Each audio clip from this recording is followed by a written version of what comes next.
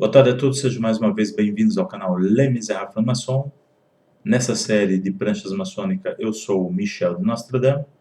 Venho hoje apresentar a última prancha de primeiro grau.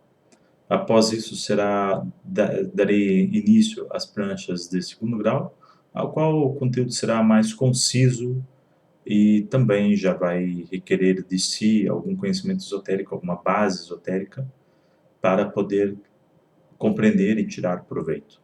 Irei pausar ou irei fazer algum comentário, caso ache necessário, porque essas pranchas já foram escritas há mais de 8, 9 anos atrás, e como é óbvio, eu não fiz nenhuma correção. Se houver alguma gralha, eu irei corrigir.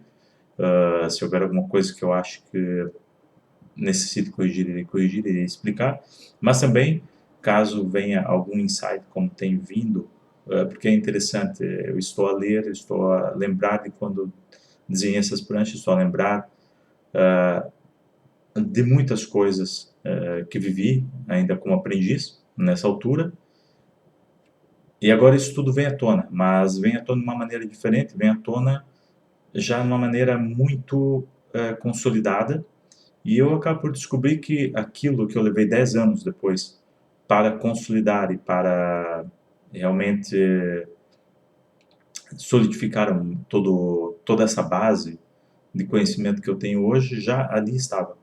Ela faz parte da base, mas ela também é em si a estrutura para o pensamento que hoje eu defendo em relação às sociedades secretas, em relação à sociedade, e também ao que eu defendo em relação a Deus.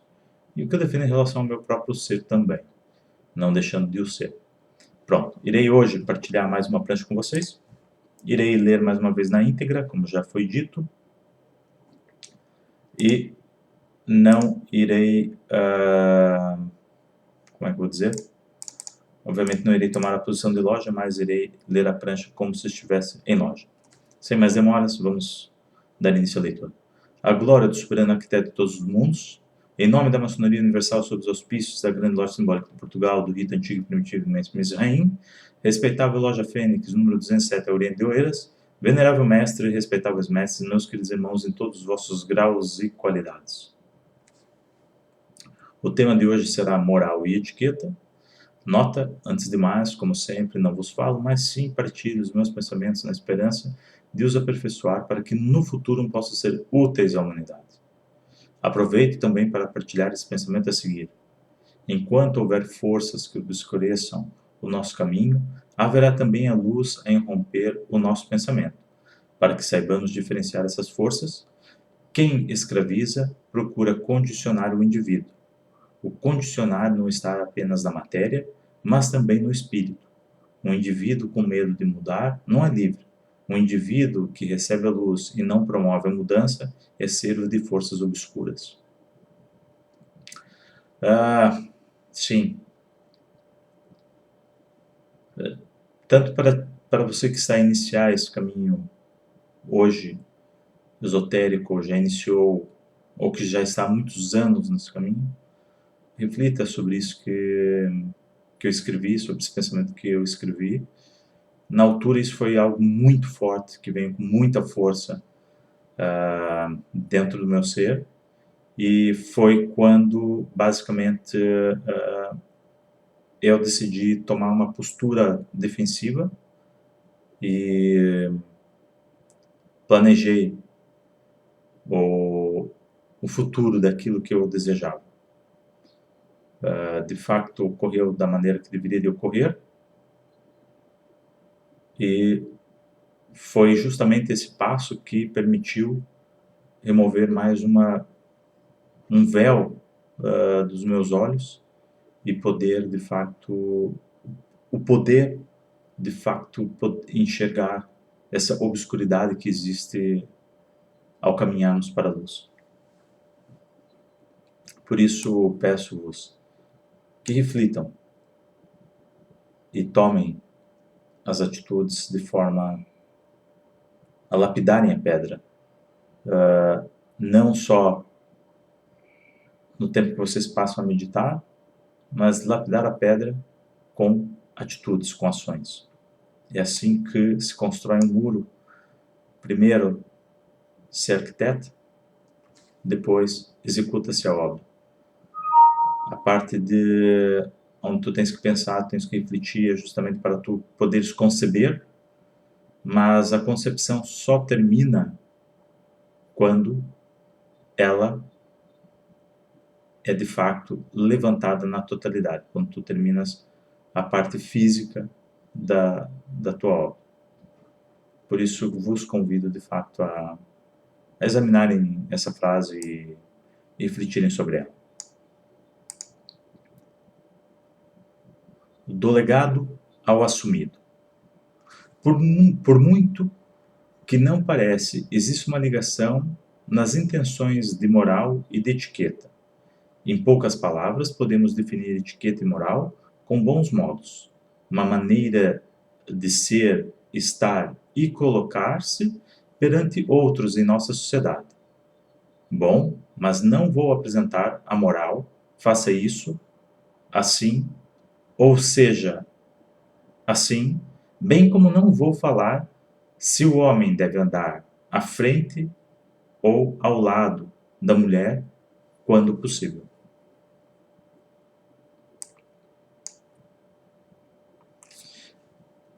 A linha que seguirei está na continuação das pranchas apresentadas sobre a moral e a tertúlia que se seguiu na Isis. A Isis é a grande loja simbólica de Portugal, enquanto nesse período ligada à grande loja internacional, o grande rito internacional do rito antigo e primitivo, mas em França, trabalhava como uma grande loja mista em Portugal, sempre trabalhou, apesar que a ideia de se passava para as outras instituições regulares é que existia duas linhas, uma linha regular e uma linha mista, o que não era verdade, na verdade nunca foi verdade. Existem aqui muitas complicações em relação ao rito antigo e primitivo de Portugal em Portugal, e é por isso que eu na altura eu fui iniciado na loja Fênix. Entretanto, como havia ali não havia uma distinção tanto de tempo como de hierarquia dentro do rito, eu acabei também por fazer parte da loja Isis durante todo o meu percurso. Então, eu andei tanto na maçonaria, vamos dizer assim, que não é regular, mas uma loja masculina e uma loja mista. Daí também tem multiplicado muito o número de sessões que eu assistia, tanto tertúlias e sessões, e o porquê a minha evolução foi bastante, vamos dizer, exponencial em relação a outros irmãos. Continuando. Como diz o nosso querido irmão M.L. Capa, em sua obra, um elemento é traçado pelo compasso, onde buscamos ser justos e perfeitos, lidando com os limites do espírito em sua própria unidade, que não é mais que a representação da multiplicidade desse mesmo ser ou sociedade. Vou procurar ser o mais direto possível. Após a leitura da prancha do nosso querido irmão Adar, me apercebi que limitamos a discutir a moral em si, mas não a sua intenção. Vou usar dois exemplos claros, sem esquecer do exemplo do nosso querido irmão Adar. Se usarmos palavras cultas e pouco comuns na nossa comunicação, sabendo que a interpretação poderá não ser clara, podemos estar a ser imorais no meio de comunicar. Ainda outro exemplo, um juiz, pessoa responsável por julgar, mas que, no entanto, seja uma pessoa com hábitos também condenáveis, por mais que seja aceitável, como pelo simples fato de fumar marihuana, coloca em causa a sua moral? A questão aqui que eu coloco é Vamos tentar aqui, tentar ser um pouco mais claro, uma vez que aqui houve duas grades e eu tentei corrigir. Houve aqui uma tertúlia, e nessa tertúlia eu fiz essa pausa, eu vou fazer essa pausa nas leituras das pranchas, porque eu acho que é conveniente dar aqui uma explicação. Houve aqui uma tertúlia, e nós estávamos a discutir justamente essa questão da moral, e eu vi que se discutia a moral de uma maneira muito sutil. E não se buscava discutir a moral na sua, realmente, vamos dizer, de forma mais intrínseca. Daí eu coloquei esses dois exemplos. Se nós escrevemos algo, e ao escrevermos algo, que a intenção será sempre comunicar algo, transmitir algo. Se usarmos palavras que não são triviais, nós estamos incorrendo em atos imorais, porque nós sabemos que a nossa comunicação não vai ser clara e pode até causar confusão, e acontece isso muito em alguns textos jurídicos, inclusive, e em outros textos que as pessoas o fazem com a intenção realmente de confundir. Então estamos aqui claramente sendo imorais quando tomamos essas atitudes. A comunicação ela tem que ser clara e objetiva, de forma que a parte possa compreender. Obviamente que existe como é que eu vou dizer? Uma regra de exigência a qual nós devemos escrever para o público-alvo, de forma que a comunicação não se torne imoral. Depois, aqui o outro exemplo que eu dei é no caso do juiz, o juiz, que é uma pessoa responsável por julgar, e que deveria ser uma pessoa completamente sem hábitos ou vícios que pudesse condenar ou pudesse colocar em causa o seu julgamento, mas se esse mesmo juiz que vai condenar diferentes casos, e mesmo que ele venha ter que presidir uma sessão ao qual esteja a falar sobre drogas, a julgar um grupo ou um indivíduo, se ele for um fumador de marihuana, isso afeta ou não a condição dele. Agora, não podemos esquecer aqui se afeta ou não, né, a sua moral ao julgar. Agora, não podemos esquecer aqui que o juiz, ele deveria, no meu ponto de vista, não sendo um especialista nessa área, ele de fato tem que, para ele poder julgar algo, ele de fato tem que realmente conhecer os fatos. E isso, agora, ao falar isso, me fez lembrar aqui de foi algo que eu ouvi em relação a conhecimento e sabedoria, que não lembro quem me contou isso, eu sei que eu ouvi isso, e a pessoa que me contou, eu vou tentar transmitir mais ou menos com a pessoa, aquilo que eu consigo lembrar, que não é óbvio. Havia um senhor que era um senhor sábio, um curandeiro, e essa pessoa curava todas as pessoas na sua aldeia. Um dia, uma mãe desesperada, porque seu filho consumia demasiado açúcar, foi até esse curandeiro e pediu para esse curandeiro ajudá-la a curar o filho, porque o filho tinha um vício em relação ao açúcar. E o curandeiro disse para a senhora, por favor, volte mais tarde, volte daqui uma semana. E daqui uma semana eu poderia te ajudar. Coisa que não era hábito nesse curandeiro. E a senhora sai assim um pouco indignada, um pouco revoltada, porque que ele não ajudou e pediu para voltar depois de uma semana. Colocou em causa se ele realmente tinha capacidades para curar alguém e ajudar alguém na aldeia. Após uma semana, a senhora resolveu voltar e o curandeiro deu conselhos para a senhora em relação a como que ela deveria proceder com o filho e com a questão do açúcar. E a senhora perguntou para o curandeiro, por que que o senhor não me disse isso uma semana atrás? E me fez sofrer mais uma semana com o meu filho. E o curandeiro disse, como eu poderia dar alguma recomendação para a senhora, sendo que eu próprio não era viciado em açúcar? O que eu quero dizer com isso que não significa que tu tenhas que ser um viciado em outras drogas ou outras coisas, ou um criminoso para poder julgar. Mas nós devemos de conhecer a fundo e não superficial. E é isso que esse parágrafo basicamente tenta representar aqui. Devemos conhecer as coisas a fundo e não superficial. Nós devemos buscar entender na totalidade aquilo e a essência daquilo.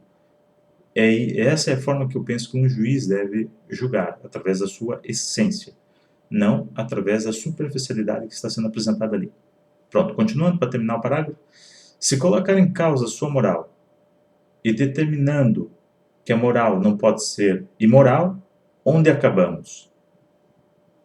Mas também não é por essa linha que quero seguir, mas sim na proximidade que existe entre moral e etiqueta.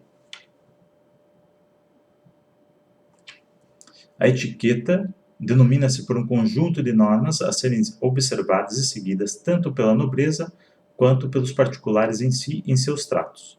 Nada mais é do que normas de conduta que denotam boa educação, a partir da ideia de autocontrole, a qual está escrita com suas variadas regras. Uma vez escrita, pode ser alvo de crítica e até mesmo ser tomada pelo tempo, caindo mesmo no desuso. Em suma, ambas tratam de delimitar o comportamento e demonstrando as boas e más condutas, podem ser tomadas ou ser um modulador do status quo, a distinguir o civilizado do bruto ou bárbaro, ainda do aceitável e do repudiante.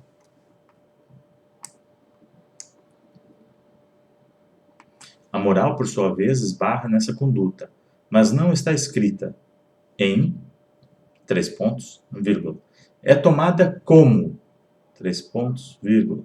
Logo, pode ser dinâmica e totalmente maleável, pode negar-se e pôr-se em suposição, e até mesmo pode excluir-se consoante as situações.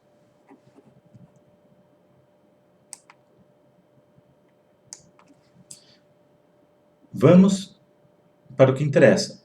Como eu disse, nos preocupamos em discutir se deve ser assim ou outro modo, mas não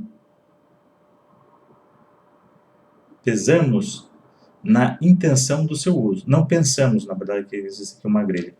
Não pensamos na intenção do seu uso. Após uma breve reflexão sobre o tema, penso que tanto a moral como a etiqueta são usados como ponteiros da sociedade, um limitador da sociedade, distinguir, excluir ou incluir, por meios ditos aceitáveis. Nesse caso, a moral encontra-se em vantagem, pois não está escrita em lado algum, e molda-se consoante a sociedade. Vi uma chave controladora da sociedade, que em silêncio permite manipular a sociedade sem questionar, uma vez que não existe uma lei clara a debater não existe uma lei clara a debater, não existe uma lei clara, vírgula, a debater esse tema, muito menos uma imagem a denegrir. Apoia-se no desejo e vontade de busca pela harmonia, onde insistimos separar bom do mal, e por aí adiante. Extrapolando isso para uma escala global, podemos dizer que será possível alcançar um nivelamento tal da sociedade que me faz lembrar de uma frase que para mim é bastante familiar. Diria que a moral possibilita trazer ou criar a ordem necessária para pôr em marcha o progresso. Agora, recorrendo às últimas leituras recentes, tomo a liberdade ou ousadia de usar algumas referências que servem bem para o assunto. A maçonaria prega uma moral evolutiva, onde o ensinamento dogmático impõe uma moral congelada. No respeito da tradição, a moral evolutiva redefine cotidianamente os conceitos que dedica a valorizar. A franco-maçonaria de Pierre Simon.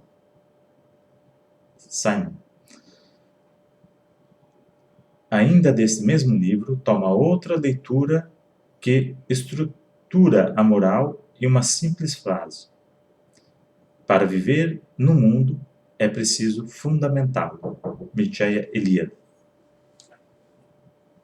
Por fim, concluo que a etiqueta pode tornar-se mesquinha e irracional, tendo os ditos bons modos pouco ou nenhum valor. Se vivemos em uma latrina, seria irracional, ao menos para mim, não ser sincero. Considero mesmo impensável não buscarmos a sinceridade, seja nos nossos atos ou nas nossas palavras. Entra em conflito com a moral. Não podemos disfarçar o cheiro se vivermos em uma sociedade que, devido à falta de moral, ruma para um aterro sanitário. Sim, precisa haver moral no mundo para completar ou para dar possibilidade para que outros levem a luz. Sendo assim, faço mais uma vez o uso do livro acima citado. Mas a moral é filha da ética. Esta é de ordem teológica. É o fim buscado que torna a ação justa e não a conformidade com o dever do dia, assentando na noção de liberdade e do caráter insubstituível do outro, a ética e, por extensão, bioética. É doravante de ordem humanista. Aqui coloco umas reticências para também incluir uma passagem de Bruno Ribes. A vida é o que os vivos dela fazem. A cultura determina. A sua trama não é outra que não a rede das relações humanas. A nossa aliança dos homens proposta na moral, se bem implementada por aqueles que escolheram sofrer para trazer a luz, por fim cumprirá o papel de unir todos os homens, tornando claro o papel da romã em cima dos pilares da nossa loja. Disse. Peço desculpas, eu tive que fazer umas correções. De fato, está tudo dito para aqueles que realmente estão com os olhos abertos e com os ouvidos atentos. Fatos que eu coloco aqui ou partilho aqui não são novidades, mas podem tornar-se a próxima realidade em poucos anos. Disse.